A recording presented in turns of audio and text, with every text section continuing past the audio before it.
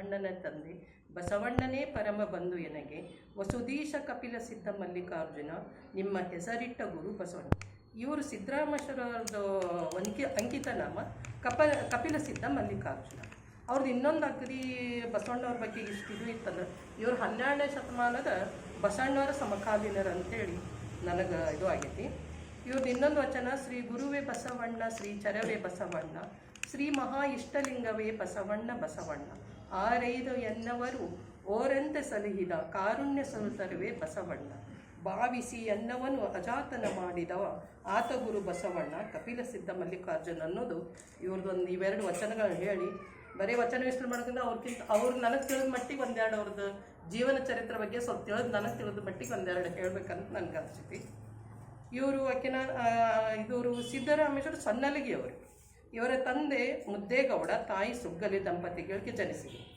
ಇವರು ರೇವಣ ಸಿದ್ಧ ವರದಿಂದ ಹುಟ್ಟಿದ್ರಿಂದ ಇವರ ಮನೆದೇವರ ಹೆಸರಾದ ಧೂಳಮಾಳಿಕಾಳ ಅಂಥೇಳಿ ಇವ್ರ ಬಾಲ್ಯದೊಳಗೆ ಹೆಸರಿಟ್ರು. ಇವರು ಬಾಲ್ಯದಲ್ಲಿ ಒಂದು ದನ ಕಾಯೋದು ಅಥವಾ ಕುರಿ ಕಾಯಕವನ್ನು ಮಾಡ್ಕೋತಿದ್ರು ಇವರು.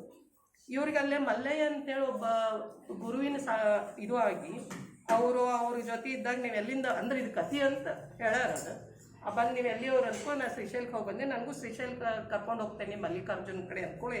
ಇವರೇನೋ ಹೋಗ್ತಾರಂತ, ಅವರು ಒಬ್ಬರೊಳಗೆ ಹೋಗಿಬಿಟ್ಟಿರ್ತಾರಂತ. ಅದಕ್ಕೆ ಇವರ ಹುಡ್ಕೊಂತ ಶ್ರೀಶೈಲ ತನಕ ಮಲ್ಲಿಕಾರ್ಜುನನ್ನ ನೋಡ್ಕೊತ ಇದು ಮಾಡ್ತಾರಂತ. ಅಲ್ಲಿ ಹೋಗಿ ಅವ್ರ ದರ್ಶನ ಆದಮೇಲೆ ಒಳ್ಳೆ ಸೊನ್ನಲಿಗೆ ಬರ್ತಾರೆ.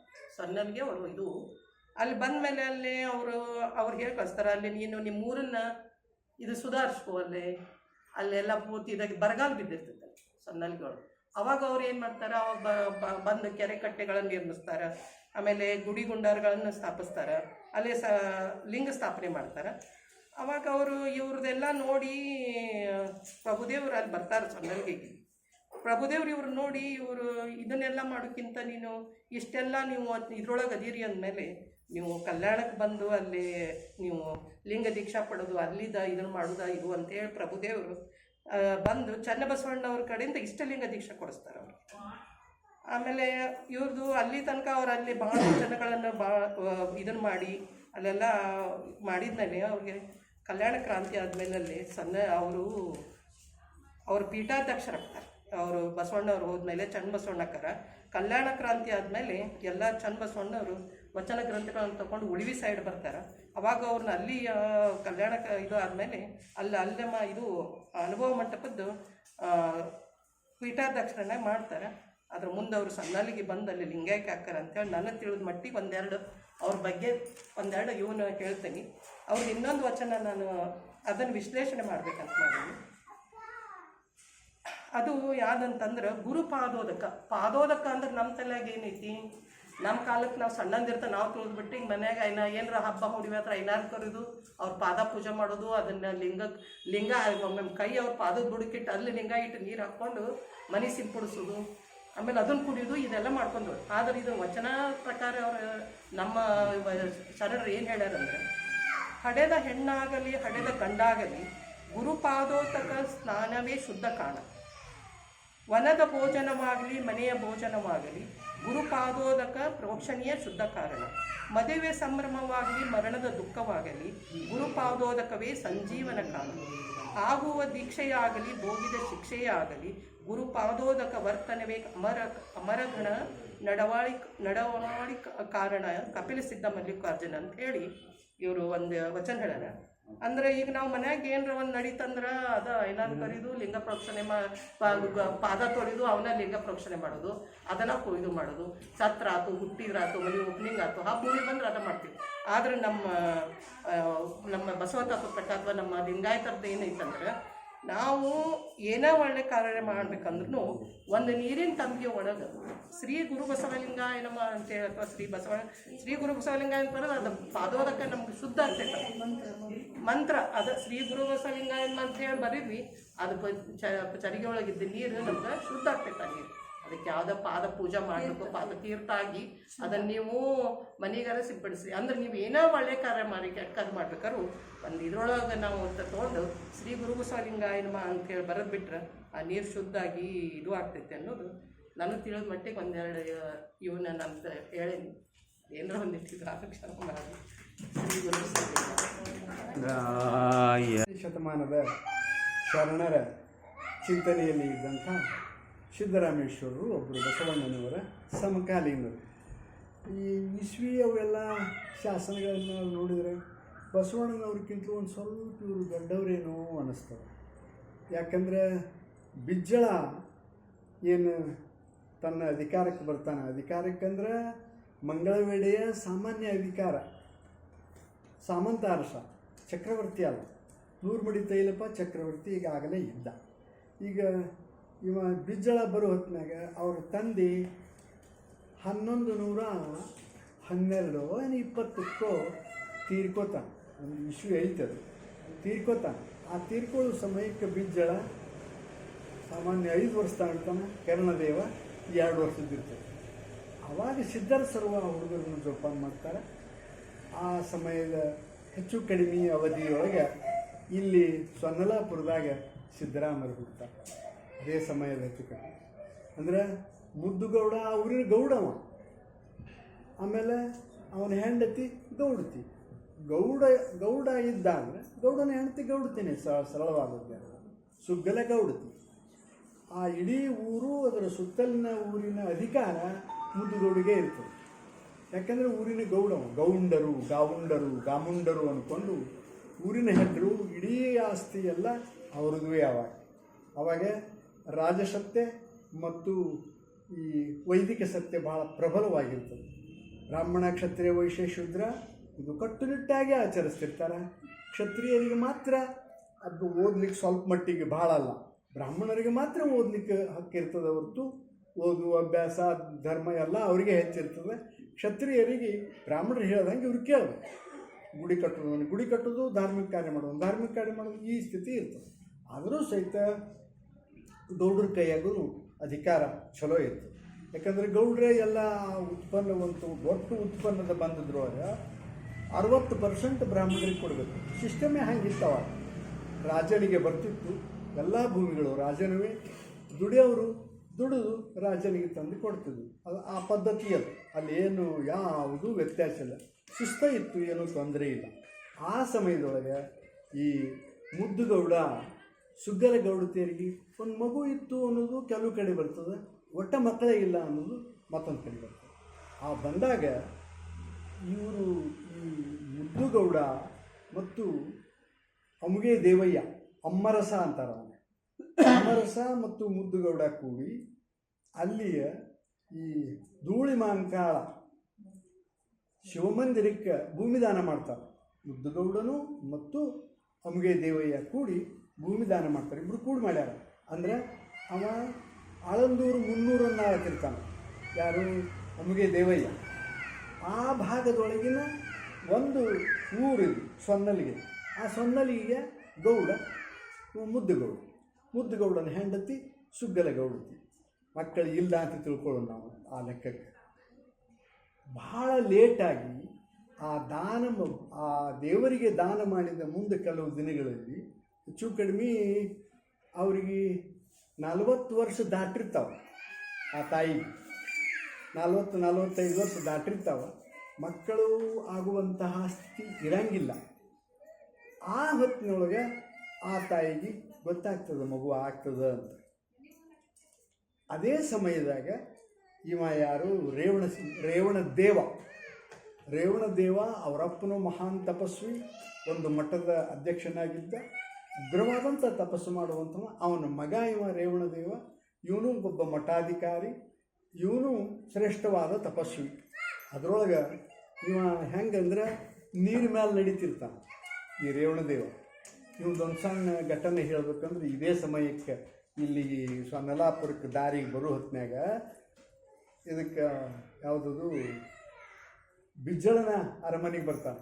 ಬಿಜ್ಜಳನ ಅರಮನೆಗೆ ಬಂದಾಗ ಯಾರೋ ಅವನ ಬಗ್ಗೆ, ಈ ರೇವಣದೇವನ ಬಗ್ಗೆ ಪವಾಡವನ್ನು ಹೇಳ್ತಾರೆ. ಭಯಂಕರ ಉಗ್ರ. ಏನು ಹೇಳ್ತೀಯೋ, ಭಿಕ್ಷೆ ಮಾಡ್ಕೊಳ್ತೀನಿ ನೋಡಿ, ಸುಮ್ಮನೆ ಹೇಳಬೇಡ್ರಿಪ್ಪ. ಅವ ಅಷ್ಟು ಅಂದದ್ದಕ್ಕೆ ಆ ಬಿಜ್ಜಳ ದೇವನ ಒಂದು ಮೂಲಿಗೆ ಬೆಂಕಿ ಹತ್ಬಿಡ್ತದೆ.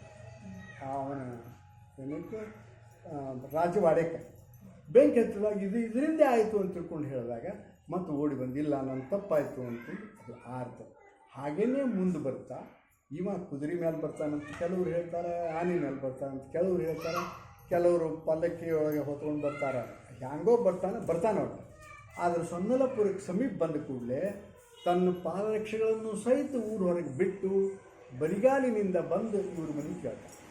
ಕೇಳಿ ಆ ತಾಯಿಯ ಹೊಟ್ಟೆಗೆ ಮುಟ್ಟಿ ಕಾರಣಿಕ ಪುರುಷ ಹುಟ್ಟುತ್ತಾನೆ. ಇವನಿಗೆ ಸಿದ್ದರಾಮ ಅಂತ ಹೆಸರಿಡ್ರಿ ಅಂತ ಹೇಳ್ತಾನೆ ಆ ರೇವಣದೇವ. ಆ ಹೇಳಿದರೂ ಸಹಿತ ಇವ್ರ ಮುಂದೆ ಧೂಳಿ ಮಾನ್ಕಾಳ ಅಂತ ಆ ದೇವರ ಹೆಸರಿಡ್ತಾರೆ. ಅಂದ್ರೆ ಬೂದು ಬಣ್ಣದ ಲಿಂಗ ಇರಬೇಕದು, ಅದಕ್ಕೆ ಹಿಂದೊಂದು ಹೆಡಿ ಇರಬೇಕು, ಧೂಳಿ ಮಾನ್ಕಾಳ ಅಂತ. ಅದು ಆ ದೇವರ ಹೆಸರೇ ಅದು. ನಾಗದೇವನ ಮಂದಿರ ಅದು.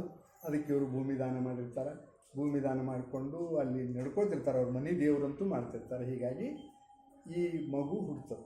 ಈ ಮಗು ಹುಟ್ಟಬೇಕಾದ್ರೆ ಒಬ್ಬ 12ನೇ ಶತಮಾನದ ಸಾಲಿನ ಇವ ಈಗ ಬಸವಣ್ಣನನ್ನು ಮಾದಲಾಂಬಿಕೆಯ ಗರ್ಭದಿಂದ ಜನಿಸಿದವರು ಎನ್ನಬಹುದೇ, ಅವರ ಕಾರಣದಿಂದ ಜನಿಸಿದೆನ್ನಬಹುದೇ ಅಂತ ತಿಳ್ಕೊಂಡು ಹೇಳ್ಕೋತ ಇವನಿಗೂ ಸಿದ್ದರಾಮನಿಗೂ ಹೇಳ್ತಾರೆ, ಮುದ್ದುಗೌಡ ಮತ್ತು ಸುಗ್ಗಲ ಗೌಡತಿಯವರು ಕಾರಣರಲ್ಲ, ತನಗೆ ತಾನೇ ಹುಟ್ಟಿ ಬಂದವ. ಅಲ್ಲಿ ಸ್ತ್ರೀ ಪುರುಷರ ಒಂದು ಸಂಯೋಗ ಅಲ್ಲ, ಅದು ಪರಮಾತ್ಮ ತಾನು ಹುಟ್ಟಿ ಬಂದಾನೆ ಅಂತ ಹುಡ್ತಾನೆ. ಮತ್ತು ಇವ ಹುಟ್ಟುವಾಗ ಯಾವುದೇ ರೀತಿಯ ನೋವಾಗಂಗಿಲ್ಲ. ಈಗ 9 ತಿಂಗಳು 9 ದಿವಸ ಆದ ಕೂಡಲೇ ನೋವಾಗ್ತಾ ಹುಡುಗಿಯರು, ಅದು ಏನಿಲ್ಲ. ರಕ್ತಸ್ರಾವಾಗಿ ತಾಯಿಗೆ ಸಂಟಾಗಂಗಿಲ್ಲ. ಯಾವುದೇ ರೀತಿಯ ತೊಂದರೆ ಇಲ್ಲದೆ ಮಗು ಹುಟ್ಟುತ್ತದೆ. ಆದರೆ ಹುಟ್ಟಿದ ಕೆಲವೇ ಸಮಯದೊಳಗೆ ಅಲ್ಲಿಯವ್ರನ್ನ ಕೇಳಿಕೊಂಡು, ಹಿರಿಯರನ್ನ ಕೇಳಿಕೊಂಡು ಧೂಳಿ ಮಾನ್ಕಾಳ ಹೆಸರಿಡಬೇಕು ಅಂತ ನಿಶ್ಚಯ ಮಾಡ್ಕೋತಾರೆ. ಹೀಗಾಗಿ ಮಗು ಹತ್ತದ್ದು ಸಹಿತ ಗಪ್ಪಾಗಿಬಿಡ್ತದೆ, ಮಾತಾಡಂಗಿಲ್ಲ, ಮೂಕಾಗಿಬಿಡ್ತದೆ. ಯಾರು? ಸಿದ್ದರಾಮ. ಮೂಕಾಗಿ ಅವರು ಧೂಳಿ ಮಾನ್ಕಾಳ ಅಂದದ್ದಕ್ಕೆ ಓನೇ ಕೊಡ್ತಿರಂಗಿಲ್ಲ. ಸಿದ್ದರಾಮ ಅಂದ್ರೆ ಮಾತ್ರ ಓದ್ತಿರ್ತಾನೆ. ಆದರೆ ಅವರಿಗೆ ಮನೆ ದೇವರು ಬೇಕು ಅಂತ ಅವರ ಹಠ.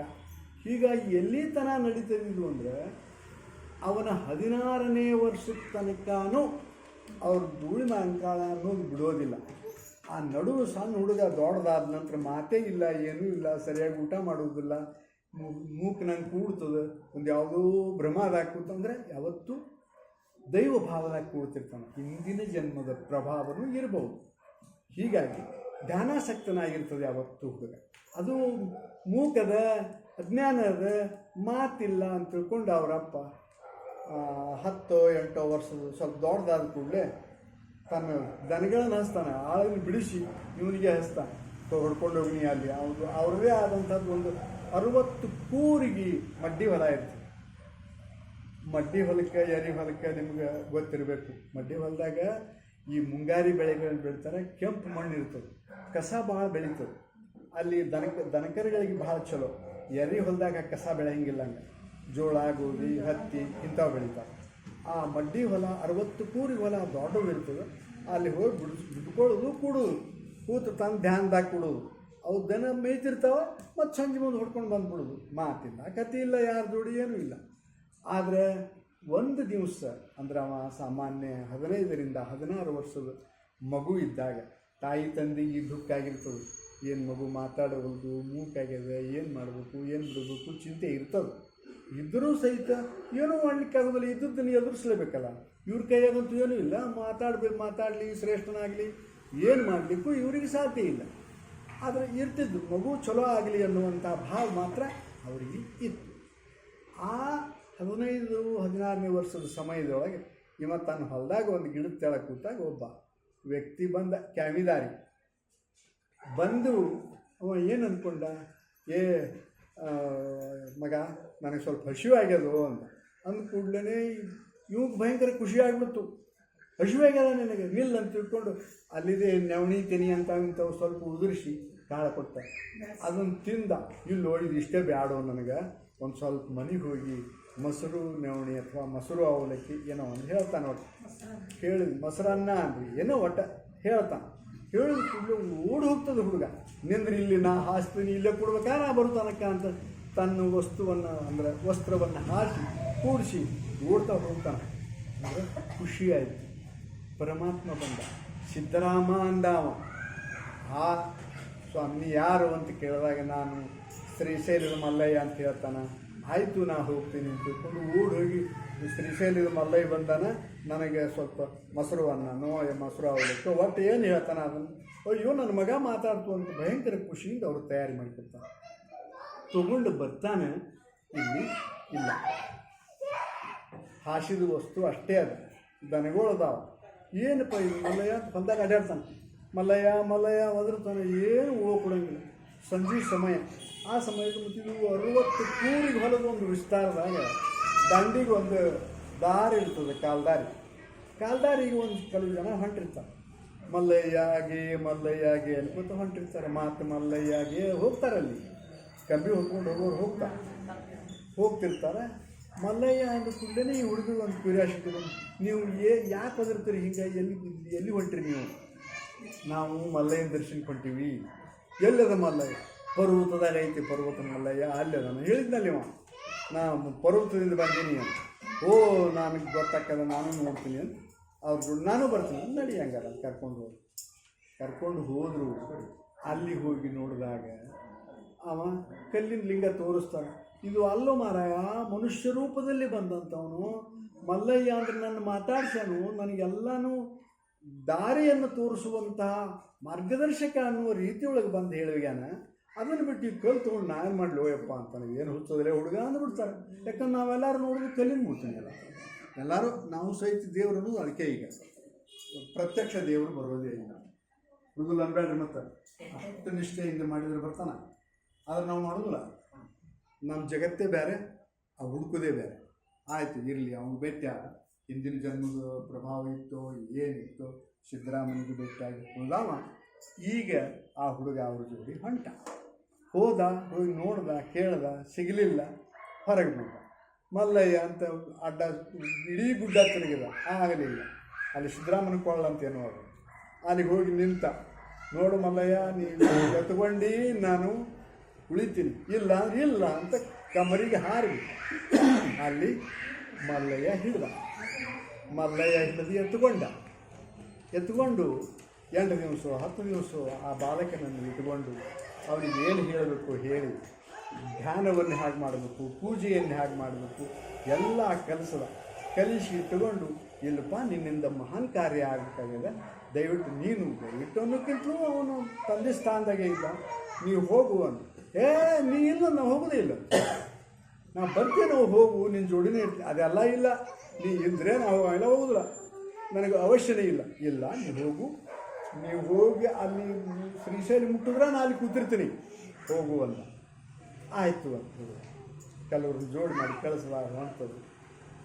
ನೀವು ಬರೋದ್ರಾಗ ಸ್ಥಾವರಲಿಂಗ ಯಾಕೆ ಕೂತಿದ್ದಾರೆ, ಇದನ್ನು ಸ್ವಲ್ಪ ನೀವು ಎಲ್ಲರೂ ಲಕ್ಷ್ಯ ಕೊಡಬೇಕು. ಸ್ವತಃ ಪರಮಾತ್ಮನಿಗೆ ಇಷ್ಟಲಿಂಗದ ಕಲ್ಪನೆ ಇದ್ದಿದ್ದಿಲ್ಲ. ಆ ಪರಮಾತ್ಮನಿಗೆ ಇಷ್ಟಲಿಂಗ ಕಲ್ಪನೆ ಇತ್ತಂದ್ರೆ ನಿನ್ನ ಕೈಯಾಗ ಇಷ್ಟಲಿಂಗ ಹಾಕಿ ಕೊಡ್ತೀನಿ ಅಂದ್ಬಿಡ್ತಿದ್ದ. ಸ್ಥಾವರಲಿಂಗಾಗಿ ಅಲ್ಲೇ ಕೊಡ್ತೀನಿ ಅಂದ. ಇಷ್ಟಲಿಂಗ ಗೊತ್ತಿದ್ದಿದ್ದಿಲ್ಲ. ಬಸವಣ್ಣನಿಂದಲೇ ಇಷ್ಟಲಿಂಗ ಹುಟ್ಟಿದ್ದು ಅನ್ನೋದಕ್ಕೆ ಇದು 100ಕ್ಕೆ 100 ಸಾಕ್ಷಿಯಾಗಿ ನಿಂತು. ಬಸವಣ್ಣ ಇಷ್ಟಲಿಂಗ ಕೊಟ್ಟವ. ಸ್ಥಾವರಲಿಂಗದ ಸಿಸ್ಟಮು ಶಾಸನಗಳಲ್ಲಿ ಬಹಳ ಬರ್ತದೆ. ನಮಸ್ತುಂಗ ಸರಶ್ಚುಂಬಿ ಚಂದ್ರಚಾಮರ ಚಾರವೇ ತ್ರೈಲೋಕ್ಯ ನಗರಾರಂಭಂ ಮೂಲಸ್ತಂಭಾಯ ಶಂಭವೇ. ಎಲ್ಲಿಂದ ಎಂದು ಶಾಸನಗಳು ಹುಟ್ಟಲಿಕ್ಕತ್ಯಾವ ಅಂದಿನಿಂದ ಶಿವಭಕ್ತರು ಇದನ್ನು ಹೇಳ್ಕೊತೇ ಬಂದ. ಬದಾಮಿ ಚಾಲುಕ್ಯರು ಮೊದಲ, ನಂತರ ಕಲ್ಯಾಣ ಚಾಲುಕ್ಯರು. ಬದಾಮಿ ಚಾಲುಕ್ಯರ ಪ್ರಾರಂಭದಿಂದ ವಿಷ್ಣುವನನ್ನು ಸ್ಮರಿಸ್ಯಾರ ಶಾಸನದಲ್ಲಿ. ಮೊದಲಿನ 6-7ನೇ ಶತಮಾನ. 6-7ನೇ ಶತಮಾನದ ನಂತರ ಶಿವನ ಪ್ರಭಾವ ಹೆಚ್ಚಾಗ್ಯದ. ಶಿವನನ್ನು ಸ್ಮರಿಸಲಿಕ್ಕತ್ತಿದ್ದವರು ಈ ಶ್ಲೋಕ ಇದೆಲ್ಲ ನೆಲೆಗೆ. ನಮಸ್ತುಂಗ ಸರಶ್ಚುಂಬಿ ಮೂಲ ಸ್ತಂಭಾಯ ಶಂಭವೇ. ಶಂಭು ಸ್ತಂಭ ರೂಪದಲ್ಲಿದ್ದಾನೆ ಅಂತ ಹೇಳ್ಕೊತಾನೆ ಬಂದರೆ ಶಾಸನದಾಗ. ಎಲ್ಲಿ ತನಕ ಇಲ್ಲಿ ಸ್ವತಂತ್ರ ಸಿಗೋ ತನಕ ಎಲ್ಲೆಲ್ಲಿ ಶಾಸನಗಳು ಬಂದಾವ, ಚಾಲುಕ್ಯರ ಶಾಸನಗಳು, ರಾಷ್ಟ್ರಕೂಟರ ಶಾಸನಗಳು ಸ್ವಲ್ಪ ಬರ್ತವೆ. ಚಾಲುಕ್ಯರ ಶಾಸನದಾಗೆ ಹೆಚ್ಚ. ಬದಾಮಿ ಚಾಲುಕ್ಯರ ಶಾಸನದಾಗೂ ಅವೇ ಬರ್ತಾವ, ಕಲ್ಯಾಣ ಚಾಲುಕ್ಯರ ಶಾಸನದಾಗ ಅದೇ ಬರ್ತದೆ ಶಬ್ದ. ಅಂದ್ರೆ ಶಿವನನ್ನು ಏನು ಸ್ಥಾವರಲಿಂಗ ರೀತಿಯಲ್ಲಿ ನೋಡ್ತಾ ಬಂದಾರ. ಆದ್ರೆ ಇಷ್ಟಲಿಂಗದ ಗುರುತನ್ನು ಕೊಟ್ಟವ ಜಗದಗಲ ಮುಗಿಲಗಲ ನಿಮ್ಮಗಲ ಪಾತಾಳದಿಂದ ತತ್ತ ನಿಮ್ಮ ಶ್ರೀಚರಣ ಬ್ರಹ್ಮಾಂಡದಿಂದ ತತ್ತ ನಿಮ್ಮ ಶ್ರೀ ಮುಕುಟ ಅಪ್ರಮಾಣ ಅಗಮ್ಯ ಅಗೋಚರ ಅಪ್ರತಿಮಲಿಂಗವೇ ನೀವನ್ನ ಕರಸ್ಥಲಕ್ಕೆ ಬಂದು ಚುಳುಕಾದಿರಿ. ನಾವು ಹೊರಗೆ ನೋಡಿದಾಗ ಹಂಗೆ ದುಂಡು ಕಾಣಿಸ್ತದೆ, ಅದೇ ಸಣ್ಣದಾಗಿ ಕೈಯಾಗ ಬಂದದೆ. ಈ ಒಂದು ಲಿಂಗ ಪೂಜೆ ಮಾಡಿಬಿಟ್ರೆ ಈ ಭೂಮಿ ಮ್ಯಾಲಿನ ಎಲ್ಲ ದೇವರನ್ನು ಪೂಜೆ ಮಾಡ್ತಾರೆ, ಎಲ್ಲರೂ ಅದರೊಳಗೆ ಬರ್ತಾರೆ. ಆದರೆ ಒಂದೇನದ, ಏಕದೇವೋಪಾಸನೆ ಇದ್ದರೆ ಒಗ್ಗಟ್ಟು ಬರ್ತದೆ, ನಿಷ್ಠೆ ಬರ್ತದೆ, ಮನಶ್ಚಂಚಲ ಆಗೋದಿಲ್ಲ. ಪರಮ ಪತಿವ್ರತ ಹೆಣ್ಮಗಳಿಗೆ ಗಂಡ ಒಬ್ಬನೇ, ನಂಬಿಕೆಗಳ ಭಕ್ತಂಗೆ ದೇವರೊಬ್ಬನೇ.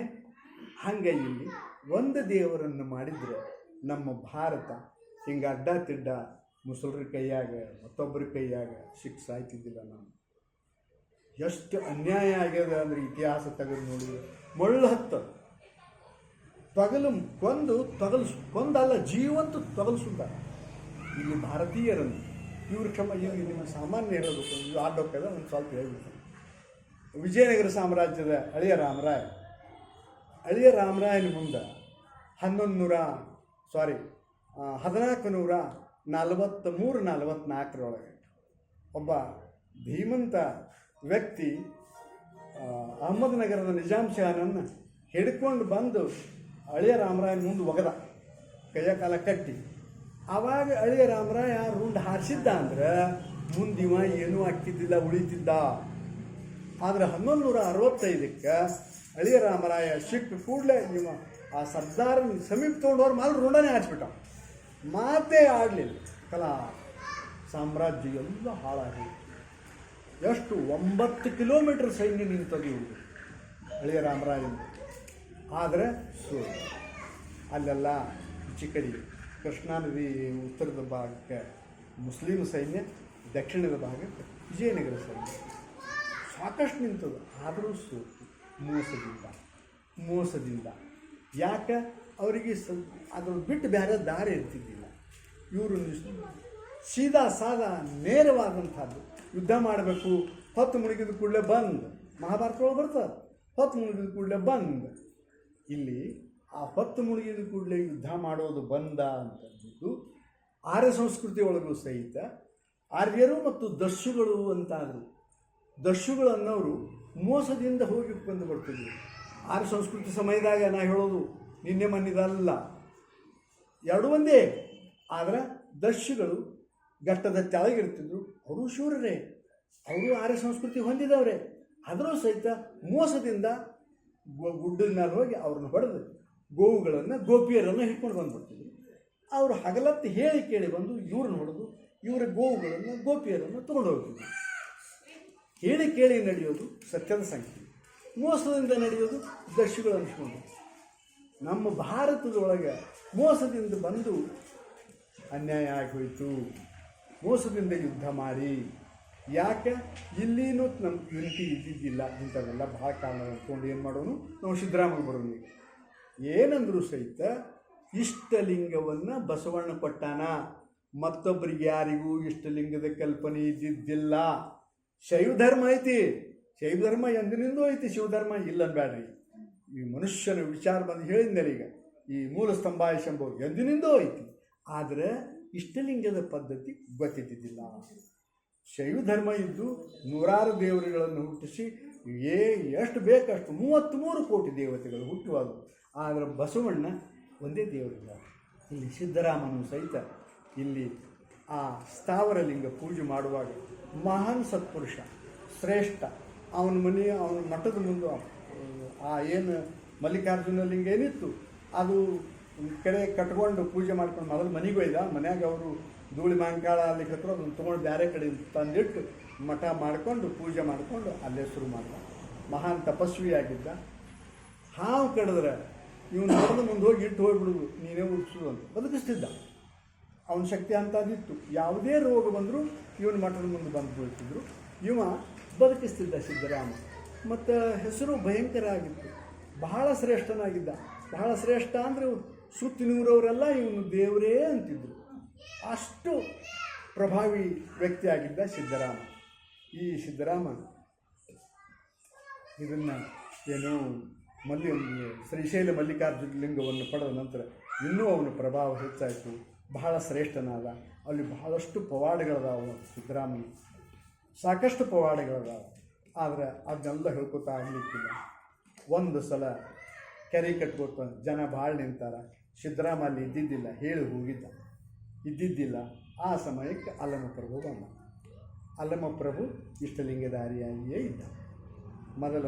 ಮೊದಲ ಗೋರಖನಾಥನನ್ನು ಶುದ್ಧ ಮಾಡಿಕೊಂಡು ಮುಕ್ತಾಯಕ್ಕಳನ್ನು ಹೇಳಿ, ಮುಕ್ತಾಯಕ್ಕಳಿಗೆ ಹಲ್ಲವನ್ನು ಎಳೋದು ಅಂತ ಹೇಳಿ, ಯಾಕಂದರೆ ನಿನ್ನ ಅಣ್ಣ ಅಂತಂದರೆ ನಿನ್ನ ಗುರು ಹೌದು, ಆದರೆ ಅವನು ತನ್ನ ಮೂಲ ಸ್ಥಿತಿಯಲ್ಲಿ ಸೇರಿಕೊಂಡಾನ, ಮುಕ್ತನಾಗ್ಯಾನ. ಅದನ್ನು ಭೌತಿಕ ಜಗತ್ತಿನ ವಸ್ತುವಿಗಾಗಿ ಮಾಡಬೇಡ. ನಿನ್ನೊಳಗೆ ಅವ ಇದ್ದಾನ, ಅವನ ರೂಪನೇ ನೀನದೀವಿ, ಅದು ಅಳಬೇಡ ಅಂತ ಸಮಾಧಾನ ಹೇಳಿ ಇದು ವಾದ ಮಾಡ್ತಾ ಸಿಕ್ಕಪ್ಪ ಹೇಳಿ ಇಲ್ಲಿಗೆ ಬರ್ತಾನೆ ಸಿದ್ದರಾಮನ ಹತ್ರ ಬಂದಾಗ ಈ ಸಿದ್ದರಾಮಗ ಇದ್ದಿದ್ದಿಲ್ಲ. ಅವ ಎಲ್ಲದನು ನಿಮ್ಮ ಮುಖ್ಯಸ್ಥ ಅಂದ್ರೆ ಒಡ್ಡ. ಅಲ್ಲಿ ಒಡ್ಡ ಅಂದ್ರೆ ಒಡ್ರಾಮ ಅಲ್ಲ, ಒಡ್ಡ ವ್ಯವಹಾರಿ ಅಂತಾರೆ. ಅಂದ್ರೆ ಮುಖ್ಯ ವ್ಯಾಪಾರಸ್ಥ. ಆಂಧ್ರ ಪ್ರದೇಶದ ಭಾಷೆಯೊಳಗೆ ಅಥವಾ ಆ ಒಡ್ಡ ಅಂತಂದ್ರೆ ಮುಖ್ಯಸ್ಥ, ಶ್ರೇಷ್ಠ. ಅಂಥವ ಶ್ರೇಷ್ಠ ವ್ಯಕ್ತಿ ಅಲ್ಲಮಪ್ರಭು ಕೀಳುಮಟ್ಟದ ಶಬ್ದದಿಂದ ಬೈಲಿಕ್ಕೆ ಸಾಧ್ಯವಿಲ್ಲ. ನಿಮ್ಮ ಹಿರಿಯ ಎಲ್ಲದಾನ ಅಂದಾನ. ಆದರೆ ಎಲ್ಲರೂ ಒಡ್ಡ ಅಂದಾನ ಅಂತ ತಿಳ್ಕೊಂಡು ಎಲ್ಲರೂ ಬೈದ್ಬಿಟ್ಟಾನ ಅಂತ ತಿಳ್ಕೊಂಡೇ ತಿಳ್ಕೊಂಡ. ಇದನ್ನು ಹೇಳೋರು ಸಹಿತ ಅಲ್ಲಮಪ್ರಭುವಿನ ಮರ್ಯಾದೆ ಕಳಿತಾರೆ ಅಷ್ಟೇ. ಒಡ್ಡ ಅಂದ್ರೆ ಮುಖ್ಯಸ್ಥ, ಹೆಡ್ಡ, ಎಲ್ಲದಾನ. ಅಲ್ಲಿ ಬೈದ ಅಂತ ತಿಳ್ಕೊಂಡು ಅದಕ್ಕೊಂದು ಕತ್ತಿ ಕಟ್ಟಿಬಿಟ್ಟ. ಕಲ್ಲು ಒಗೆದ್ರು ಅವರು, ಏನೇನೋ ಒಗೆದ್ರು. ಅದು ಅಲ್ಲಮಪ್ರಭುವಿನಂಥ ವ್ಯೋಮಕಾಯದ ವ್ಯಕ್ತಿ ಅಂದ್ರೆ ದೇಹ ಕಾಣಿಸ್ತಿತ್ತು ಕಣ್ಣಿಗೆ. ಮೃಗಜಲ ಕಾಣಿಸ್ತದೆ, ಆದ್ರೆ ಅದು ಇರ್ತದೇನ್ರಿ ಅಲ್ಲಿ. ಹಾಗೆ ಸಿದ್ದರಾಮ ಗುರುಗಣ್ಣಿತ್ತು, ಅದು ಇರಲಿ.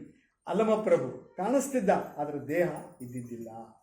ಕಲ್ಲು ಒಗೆದು ಏನೋ ಹೊಡಿಲಿಕ್ಕಾದ್ರು ಅವೇ ಕಲ್ಲು ಹೊಳ್ಳಿ ಅಲ್ಲಿ ಇದ್ದಂತಹ ಗುಡ್ಡರು ಅಂದರೆ ಅಲ್ಲಿ ಕಾರ್ಯದಲ್ಲಿ ನಿರತರಾದಂಥ ಕೆರೆ ಕಟ್ಟಲಿಕ್ಕೆ ನಿರತರಾಗಿದ್ದರು ಜನರು.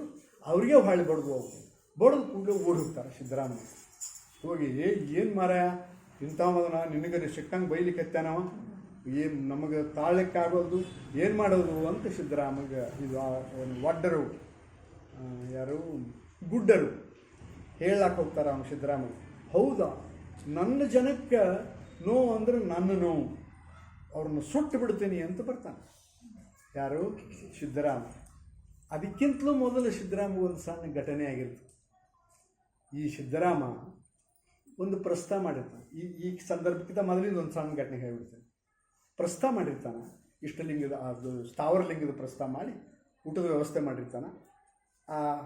ಇದಕ್ಕೇನು ದೇಣಿಗೆಯಾಗಿ ಬಂದಂಥ ಭತ್ತ, ಅಕ್ಕಿ, ಕವಳ ಅವನು ಕುಟ್ಲಾಕ ಊರಾಗಿನ ಎಲ್ಲರಿಗೆ ಕೊಟ್ಟು ಕಳಿಸಿದಾಗ ಅಲ್ಲಿ ಈಗ ಅಮುಗೆ ದೇವಯ್ಯ ಇಬ್ಬರು ಕೂಡಿ ದಾನ ಮಾಡಿದ್ರು. ಅವರಪ್ಪ ಅವನು ದಾನ ಮಾಡಿದ್ರು ಅಂದಿದ್ನಲ್ಲ, ಆಮ ಬಸವಣ್ಣನ ಪ್ರಭಾವದಿಂದ ಅದನ್ನು ಅರಸೊತ್ತಿಗೆಯನ್ನು ಬಿಟ್ಟು ನೇಗೆ ಕಾಯಕ ಮಾಡಿಕೊಂಡು ಸೋಲಾಪುರದಾಗಿರ್ತಾನೆ. ಅಮ್ಮರಸ ಅವ. ಆದರೆ ಇಲ್ಲಿ ಅಮ್ಮಿಗೆ ದೇವಯ್ಯಾಗ ತಾನು ತನ್ನ ಹೆಂಡತಿ ಊರಾಗ ನೇಗೆ ಕಾಯಕ ಮಾಡಿಕೊಂಡು ಬಂದದ್ದನ್ನು ಮಾರಿ ದಾಸೋಹ ಮಾಡ್ತಿರ್ತಾನೆ. ಯಾರು? ಅಮ್ಮುಗೆ ದೇವಯ್ಯ. ಈ ಅಮ್ಮುಗೆ ದೇವಯ್ಯನ ಮನೆಗೂ ಸಹಿತ ಇವ ಕವಳ ಕೊಟ್ಟು ಕಳಿಸ್ತಾನೆ ಸಿದ್ದರಾಮ. ಆ ಕವಳ ಕೊಟ್ಟು ಕಳಿಸಿದಾಗ ಇಲ್ಲಪ್ಪ ಅವ ಭವಿ ಇದ್ದಾನೆ, ಅವನ ಕೆಲಸನ ಕೇಳೋದಿಲ್ಲ ಅಂತ ನೀವು ಅಮ್ಮುಗೆ ದೇವಯ್ಯ. ಯಾವ ನನಗೆ ಭವಿಯನ್ನು ನಾವು ಯಾರು ಅವ ಕರ್ಕೊಂಡು ಬರ್ರಿ ಅವನ. ಆಯಿತು ಅಂತ ಕರ್ಕೊಂಡು ಹೋಗ್ತಾರೆ. ಅವ ಕುಟ್ಟೋದಿಲ್ಲ. ಅಮ್ಮುಗೆ ದೇವಯ್ಯ ಕುಟ್ಟೋದಿಲ್ಲ. ಕರ್ಕೊಂಡು ಹೋಗ್ತಾನೆ. ನಡಿ ಬರ್ತೇನೆ, ನನಗೇನು ಒಂದು ತಲೆಗೆ ಒಂದು ಟಾವೆಲ್ ಸುತ್ತಿರ್ತಾನೆ ಅಷ್ಟೇ, ಒಂದು ಶರ್ಟು ದೋತ್ರ ಹೋಗ್ತಾನೆ. ಕೂತ್ಕೊಂಡು ನನ್ನ ಮಾತು ನೀ ಕೇಳೋದಿಲ್ಲ ಅಂತ ಹುಡುಗಂದ್ಬಿಡ್ತಾನೆ ಅವನ ಮೇಲೆ. ಆವಾಗ ಅವ ಅಮ್ಮುಗೆ ದೇವಯ್ಯ ತನಗೆ ತಲೆ ಕಟ್ಟಿದ್ದು ಒಂದು ಟಾವೆಲ್ ಇರ್ತದಲ್ಲ ಅದನ್ನು ತೊಗೊಂಡು ಒತ್ತೆ ಹಿಂಡ್ತಾನೆ. ಒಂದು ಹನಿ ನೀರು ಬೀಳ್ತದೆ, ಭಾಳ ಬೀಳ್ಬೋದು. ಒಂದು ಹನಿ ನೀರಿಗೆ ಇವ ಬಿಟ್ಟು ಬೆಂಕಿ ಆರಿ. ಸಿದ್ದರಾಮ ಸೋತ ಇಲ್ಲಿ. ಅದರ ತಿಳಿಲಿಲ್ಲ ಅಂದಾಗ ಬಿಡು ನೀ ಹಾಳವ ಶೇರು ಅಂತಾನೆ. ನೀವು ಊರು ಬಿಟ್ಟು ಹೋಗ್ತೀನಿಪ್ಪ ಅಂತ ಮನೆಗೆ ಬರ್ತಾನೆ. ಯಾರು ಅಮ್ಗೆ ದೇವಯ್ಯ ಸಿದ್ದರಾಮನಿಂದ ಬಯಸಿಕೊಂಡು ಮನೆಗೆ ಬರ್ತಾನೆ. ಅವನ ಹೆಂಡತಿ ಹೆಸರು ರುದ್ರಾಂಬೆ ಅನ್ನೋದ ಇನ್ನೊಂದು ಹೆಸರು. ಅದು ಗಂಟು ಕಟ್ತಾನೆ. 3 ಗಂಟೆಗೆ ಅವು ಅಮ್ಗೆ ದೇವಯ್ಯ ಕಟ್ಟಿದ ಗಂಟು, ನೇಯ್ಗೆ ಗಂಟು, ಅಡಿಗೆ ಗಂಟು, ಉಳಿದ ವಸ್ತುಗಳ ಗಂಟು 3 ಗಂಟೆ ಆಗ್ತದೆ. 3 ಗಂಟೆ ಆದಾಗ ಹ್ಯಾಂಗೆ ಮಾಡಬೇಕು?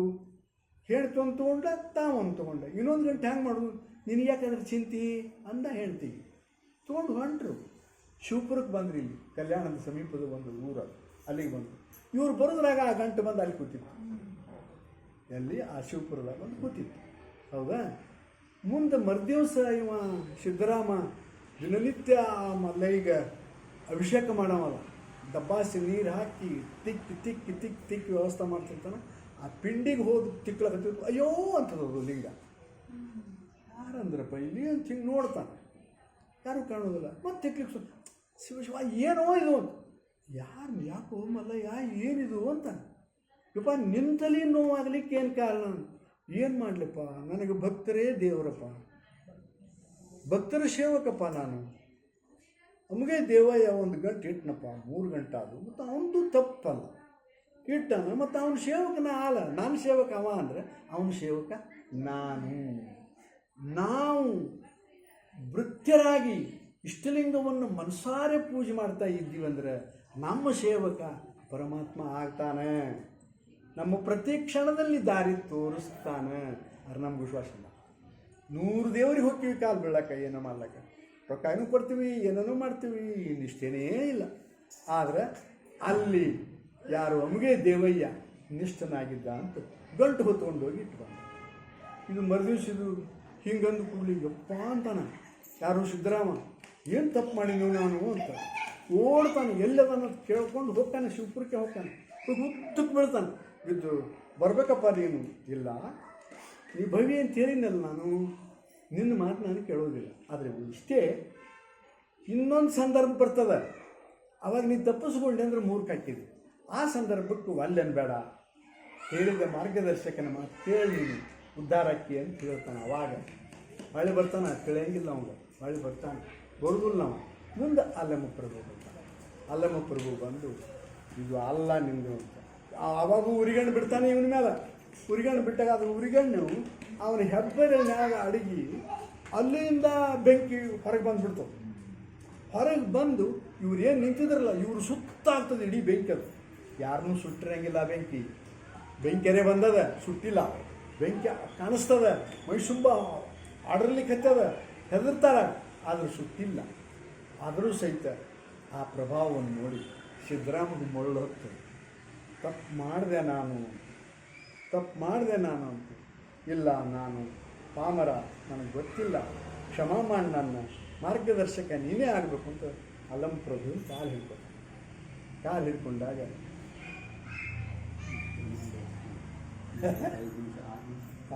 ಮುಗಿಸ್ತು. ಆವಾಗ ಕಾಲು ಹಿಡ್ಕೊಂಡು ನಡಿ ಅಂದ್ಬಿಟ್ಟಿದ್ದೆ. ಸಿದ್ದರಾಮನನ್ನು ಅಲ್ಲಮ್ಮ ಪ್ರಭು ಬಾ, ಅವ್ನು ಗೊತ್ತಿರ್ತದೆ ತಪಸ್ವಿಗಳು ಯಾರು, ಎಲ್ಲಿ ಸ್ವಲ್ಪ ತಪ್ಪೇದು ಅಂತ.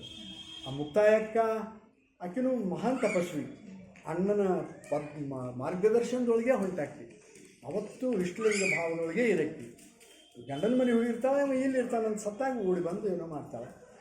ಹಾಗೇನೆ ಅಲ್ಲಿ ಅವನು ಆಕೆಗೆ ಬುದ್ಧಿ ಹೇಳಿ ಇಲ್ಲಿ ಬಂದ. ಗೋರಖನಾಥ ಹಿಂದೆ ಹೇಳಿ ಇಲ್ಲಿ ಬಂದಾನೆ. ಇಲ್ಲಿಂದ ಇಲ್ಲಿ ಸಿದ್ದರಾಮನ ಕರ್ಕೊಂಡು ಅನುಭವ ಮಂಟಪಕ್ಕೆ ಕರ್ಕೊಂಡು ಬಂದು ಅಲ್ಲಿ ವಾದ ಆಗ್ತದೆ, ಚಂದ ಆಗ್ತದೆ. ಬಾಗಿಲ್ದಾಗ ನಿಂದಿರ್ತಾರೆ. ಬಸವಣ್ಣ ಒಳಗೆ ಪೂಜಾ ಕೂತ ಅವ್ನು ನೋಡ್ತಾನೆ, ಲಿಂಗದಾಗ ಕಾಣಿಸ್ತದೆ. ಕಂಡು ಕೂಡಲೇ ಇವ ಕರಿಲಕ್ಕೆ ಹೋಗೋದಿಲ್ಲ ಬಸವಣ್ಣ. ಅವ ಹಡ್ಕದ ಅಪ್ಪಣ್ಣನ ಕೊಟ್ಟು ಕಳಿಸ್ತಾನೆ. ಹೋಗಪ್ಪ, ಗೆಸ್ಟ್ ಬಂದಾರ, ಮನೆಯ ಒಡೆಯರ ಬಂದಾರ. ಗೆಸ್ಟ್ ಬಂದಾರ ಅಂದಿಲ್ಲ ಅವನು, ನಾ ಗೆಸ್ಟ್ ಅಂದಿಲ್ಲ. ಆದರೆ ಈ ಮನೆಯ ಒಡೆಯರು ಬಂದಾರಪ್ಪ, ಒಡೆಯರನ್ನ ಕರ್ಕೊಂಡು ಬಾ ಹೋಗು ಅಂತ ಕೊಟ್ಟು ಕಳಿಸ್ತಾನೆ. ಯಾರು? ಬಸವಣ್ಣ ಹಡಪದ ಅಪ್ಪಣ್ಣನನ್ನು. ಹಡಪದ ಅಪ್ಪಣ್ಣ ಹಿಂಗೆ ಬಾ ಅಂತ ಕರೀಲಿಕ್ಕತ್ತ. ನಾವು ಮನಿತನ ಬರ್ಲಕ್ಕಾಗಿ ನಮಗೆ ಕರೀಲಿಕ್ಕೆ ಬರಲಿಲ್ಲ ಅಂತ ಅಲ್ಲಮ್ಮ ಪ್ರಭು ಸಿಟ್ಟಿಗೆ ಇರ್ತಾನೆ. ಇಲ್ಲಿ ಚಂದ ಅದಾವ ವಚನಗಳು, ಅದು ಇಷ್ಟೇ. ಬಸವಣ್ಣ ಯಾಕೆ ಬರಲಿಲ್ಲ ಅದು ಅರ್ಥ. ಅಕಸ್ಮಾತ್ ಬಂದಿದ್ದವನು, ಓ ನಿನ್ನ ಮನೆಗೆ ಕರೀಲಿಕ್ಕೆ ಬಂದಿ ಅಂತಿದ್ದ. ಬಂದಿಲ್ಲ, ಒಂದು ನೀವು ಅಲ್ಲಮ್ಮ ಪ್ರಭು ಆದರೆ ಅದಕ್ಕೆ ಬಯಸ್ಕೊಂಡು ನಾನು ತಪ್ಪಾಯ್ತಪ್ಪ ಅನ್ನೋದೊಂದು ಇರಲಿ ಅಂತ ತಿಳ್ಕೊಂಡು ಬಸವಣ್ಣ ಮತ್ತೊಬ್ಬರನ್ನ ಕಳಿಸಿದ. ಬಸವಣ್ಣ ಎಲ್ಲಿಯೂ ತಪ್ಪಿಲ್ಲ. ಮುಂದೆ ಆ ಅನುಭವ ಮಂಟಪದೊಳಗೆ ಪ್ರಸಾದ ವ್ಯವಸ್ಥೆ ಆದಾಗ ಅದು ಮುಂದೆ ದೊಡ್ಡ ಕಥೆ ಆಗ್ತದೆ. ಅಲ್ಲಿಯೂ ಸಹಿತ ಅಲಂ ಪ್ರಭು ಹೌದು ಬಸವಣ್ಣ ನೀ ಹೇಳಿದ ಬರೋಬರಿ ಅದು, ನಾನು ತಪ್ಪಾಯ್ತು ನಡೀನಿ ನಾ ಬರ್ತೀನಿ ಅಂತ ತಿಳ್ಕೊಂಡು ಹಿಡ್ಕೊಂಡು ಬಂದ ಬೇರೆ. ಇಲ್ಲಿ ಸಿದ್ದರಾಮ ಆ ಇಷ್ಟಲಿಂಗವನ್ನು ಚನ್ನಬಸವಣ್ಣನ ತಗೊಂಡ ನಂತರ ಆ ಮಲ್ಲಿಕಾರ್ಜುನ ಪೂಜಾ ಮಾಡೋದು ಬಿಟ್ಟ ಪೂಜಾ ಬಿಟ್ಟು ಇಷ್ಟಲಿಂಗ ಪೂಜೆ ಇತ್ತು ಅಲ್ಲ, ಅಲ್ಲಿ ಅಲಕ್ಷ್ಯ ಆಯಿತು. ಅಲಕ್ಷ್ಯ ಅಂತಂದ್ರೆ ಈ ಲಿಂಗ ಶ್ರೇಷ್ಠ ಆಯಿತು, ಅದು ಕಡಿಮೆ ಆಯಿತು. ಆ ಅಜ್ಞಾನ ಹೋಯಿತು. ಇಷ್ಟಲಿಂಗದಲ್ಲಿ ಮುಳುಗಿಕೊಂಡು ಸುಮ್ಮನೆ ಬರೀ ಕಡೆಗೆ ಓದ್ಬಿಡ್ತೀನಿ. ಇನ್ನು 5 ಮಿನಿಟ್ ಅಂದರೆ ಅಷ್ಟರಾಗಿದೆ. ಅಲ್ಲ, ಅಗ್ನಿಯ ಮುಟ್ಟಿದ ಕಾಷ್ಟ ಇದ್ದಲಿ ಆಯಿತು ಸರಳದ ಇದ್ದಲಿ ಅದು ಕಾಷ್ಟವಾಗದು. ಭಕ್ತ ತಾನು ವಿರಕ್ತನಾದನು, ವಿರಕ್ತ ತಾನು ಭಕ್ತನಾಗದು. ಇರವ ಗುರು ಚನ್ನಬಸವಣ್ಣ ತೋರಿದನಯ್ಯ ಕಪಿಲಿಸಿದ್ದ ಮಲ್ಲಿಕಾರ್ಜುನ. ಅಂದರೆ ನಾವು ಇಷ್ಟಲಿಂಗಧಾರಿಗಳಾಗಿ ಹೊಳ್ಳಿ ಭವಿಗಳಾಗಬಾರ್ದು. ನಾವು ಇಷ್ಟಲಿಂಗಧಾರಿಗಳ ಕಟ್ಟಿಗೆಗೆ ಬೆಂಕಿ ಹತ್ತು ಸುಟ್ಟಿತು ಅಂದ್ರೆ ಹೊಳ್ಳಿ ಕಟ್ಟಿಗೆ ಹಾಕೋದೇನದು ಇದ್ಲೆಕ್ಕ. ನಾವು ಪಕ್ವ ಆದ್ವಿ, ಇಷ್ಟಲಿಂಗದಲ್ಲಿ ನಿಷ್ಠೆ ಅದ ಅಂತ ಅದನ್ನು ಬಿಟ್ಟು ಮತ್ತೊಂದು ಕಡೆಗೆ ಹೋಗಬಾರ್ದು. ಇಷ್ಟಲಿಂಗವೇ ನಮ್ಮ ದೇವರಾದ, ಯಾವತ್ತೂ ನಮ್ಮ ಜೋಡಿ ಇರ್ತದೆ. ಎದ್ರೂ ನಮ್ಮ ಜೋಡಿನೇ, ಬಿದ್ದರೂ ನಮ್ಮ ಜೋಡಿನೇ ಇರ್ತದೆ. ಯಾರೇ ಬೈದರು ಏನು ಲಿಂಗಯ್ಯ ಏನು ನಡೆಸಿ ನಾಟಕ ಅನ್ನೋದು, ಹೊಗಳಿದ್ರು ಸಹಿತ ಯಾಕಪ್ಪ ಇದು ಹೊಗಳಿ ನಿಂದಪ್ಪ ಈ ನಾಟಕ ಮಾಡೋದು ಮಾರಾಯ, ನಿನ್ನ ಗೊಂಬಿ ನಮಗೆ ಏನು ತಿಳಿತದೆ ಅಂದು ಇಷ್ಟಲಿಂಗಕ್ಕೆ ನಾವು ಅರ್ಪಣೆ ಮಾಡಿದ್ವಿ ಅಂದರೆ ಯಾವ ರೋಗ ಸಹಿತ ಬರೋದಿಲ್ಲ. ತಲೆನೋವು ಓಡಿ ಹೋಗ್ತದೆ. ಪೂಜೆ ಮಾಡೋದು ಪೂಜೆಗೆ ಆಗ್ಬೋದು. ಪೂಜೆ ಮಾಡೋದ್ರೇನು ಪೂಜೆ ಆಗೋದು ಏನೂ ಇಲ್ದಂಗೆ ಆಗೋದು.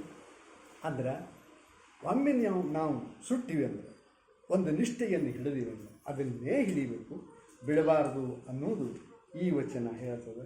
ಅದೇ ರೀತಿ ಆನೆ ಮದ ಸೊಕ್ಕು ಮಾವತಿಗೆ ನರಿಯದು ಕೇಳಿರನ್ನ. ಆನೆ ಮದ ಬಂದದ, ಮಾವತಿಗೆ ನನ್ನ ಕೇಳೋದಿಲ್ಲ, ಅದು ಸೊಕ್ಕು ಬಂದುಬಿಡ್ತದೆ. ಅವ ಉಣಸಾವ, ಅವ ನೀರು ಕುಡಿಸಾವ, ಅವ ಮೈ ತಿಕ್ಕಾವ, ಎಲ್ಲ ಅದರ ಆಚರಣೆಯನ್ನು ಸೇವೆಯನ್ನು ಮಾಡಿದರೂ ಸಹಿತ ಹಾನಿ ಮದ ಏರ್ತು ಅಂದರೆ ಅವನ್ನ ಕೇಳೋದಿಲ್ಲ. ಹಾಗೇ ಇಲ್ಲಿ ನಾವು ತಪ್ಪು ದಾರಿಗೆ ಹೋಗಿ ಏನೋ ಮಾಡಿದೀವಿ ಅಂದರೆ ಲಿಂಗವನ್ನೂ ಮರಿತೀವಿ. ಏನೋ ಆಯ್ತು ಸೊಕ್ಕ ಬಂದಂಗೆ.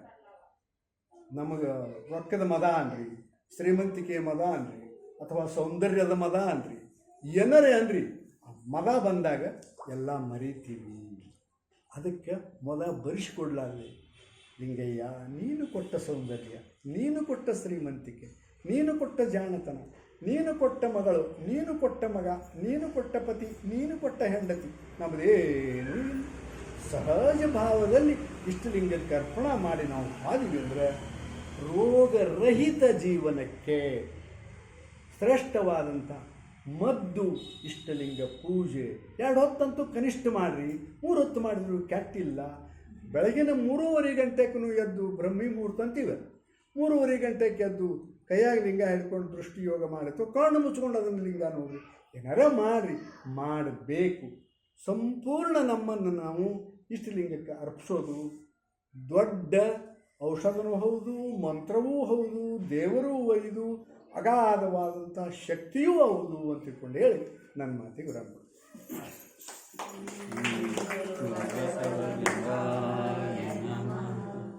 ಇಲ್ಲಿವರೆಗೆ ಚೌಧರಿ ಶರಣರು ಶರಣ ಸಿದ್ದರಾಮೇಶ್ವರ ಕುರಿತು ಅದ್ಭುತವಾಗಿ ಉಪನ್ಯಾಸ ನೀಡಿದ್ದಾರೆ.